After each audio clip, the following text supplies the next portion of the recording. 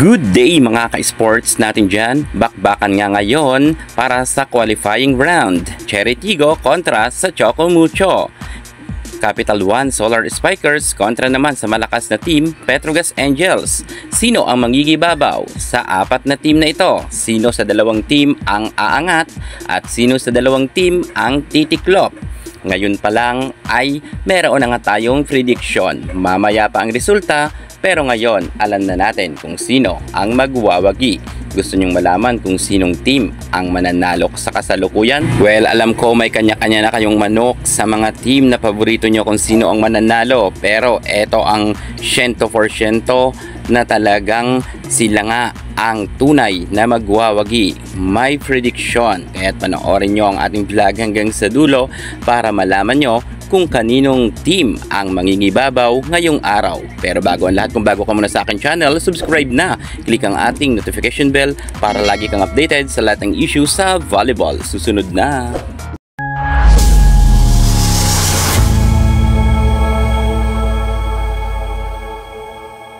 Alas 4 ng hapon magaganap na ang bakbakan ng Petrogas Angels kontra sa nasa laylayan na standing ang Capital One Solar Spikers. Sa tingin nyo, makalusot kaya ang Solar Spikers sa malakas na team na Petrogas Angels? Kung tutuusin, ang Angels ay halos kapantay nga nila sa standing ang Creamline Cool Smashers na may isang talo lang, samantalang ang Capital One Solar Spikers ay nasa pinakamababang standing rin. Mukhang ang Solar Spikers ay hindi ito makakaporma mamaya pagdating sa Petrogas Angels at sa tingin ko aabutin lang ito sa 3 set. Palaban naman ang Solar Spikers ngunit kulang talaga sila sa puwersa at mukhang hindi sila pagbibigyan ni Brock Van Sickle at Myla Pablo. Di kalidad ang mga players ng Petrogas Angels, samantalang dito nga sa Capital One ay piling-pili lamang ang kanilang star players na umaangat talaga.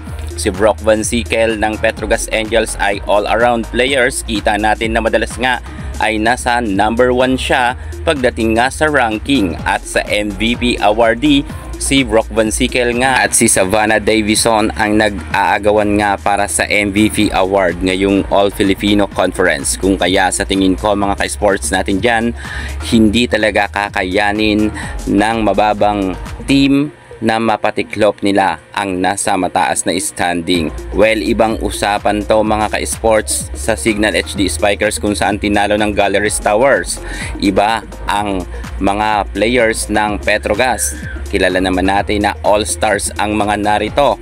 Narito sila Maiso Puntillas at Myla Pablo, may Jonas Abete sila, may Remy Palma at may Brock Van Sickle. At magagaling dito ang mga players kahit ang mga bench pagdating sa team ng Angels ay bumibira at umi-score at maaasahan rin. Imagine, meron pa nga silang MJ Phillips na isa sa mga malakas na middle attacker, middle blocker. Kung kaya sa tingin ko ay 100% hindi uubra ang koponan nga ni Tricia Genesis at titiklop sila pagdating nga sa kanilang laban mamayang alas 4. Ito naman ay aking prediction lamang, pero sure na yan mga ka-sports. Sure win ngayon ang team ni Myla Pablo. Dumako naman tayo sa labanan ng Cherry Tigo kontra sa Choco Mucho Flying Titans. Magaganap naman ito 6:30 ng hapon. Magandang salpukan rin to ng dalawang team na ito dahil malakas nga ang Cherry Tigo at malakas rin ang Choco Mucho. Kapwa nga magka-level ang kanilang nilalaro sa kasalukuyan. Ngunit sino ba talaga ang mangingibabaw sa dalawang team na ito? Kayanin kaya ni Risa Sato na madala niya ang pagkapanalo ngayong araw, or sadyang sila ang titiklop pagdating nga sa Choco Mucho? Well, kung ako nyo naman yung tatanungin, sa tingin ko close fight ang magiging laban ng dalawang team na ito dahil same naman sila na may angkin kagalingan. Pero sa tingin ko, sa aking prediction, ang mananalo sa kasalukuyan ay ang team nga ni Sisi Rondina. Bakit ko nasabi na ang team nga ng Choco Mucho ang magwawagi? Well, ang masasabi ko kasi mas veterana ang mga players ng Choco Mucho. Mas mahaba na ang kanilang naging samahan kung ikukumpara natin sa pabago-bagong mga players ng Cherry Tigo. Pero hindi ko sinasabi na mapapatiklop ng mabilisan ng Choco Mucho ang Cherry Tigo dahil magaling rin nga itong si Ara Galang at palaban rin si Chang Abi Maranyo.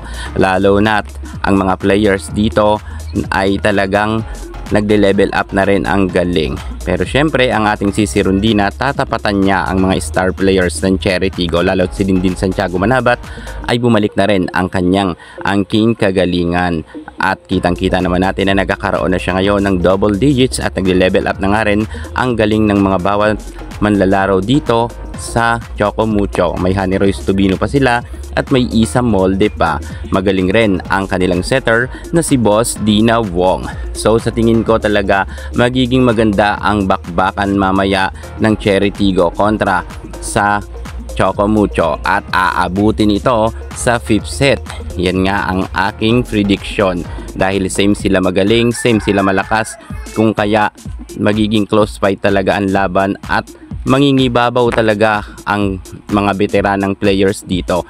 Magtitingnan na lang natin kung sino ang mas aangat. So yan na nga mga ka-sports natin dyan na ito ay aking prediction lamang. Para sa akin ang magwawagi mamaya ang Petrogas Angels at ang Choco Mucho, at ang Capital One Solar Spikers at ang Cherry Tigo, sila nga ang titiklop at matatalo mamaya. Yan muna pinaka-latest natin sa mundo ng volleyball. Thank you so much. God bless.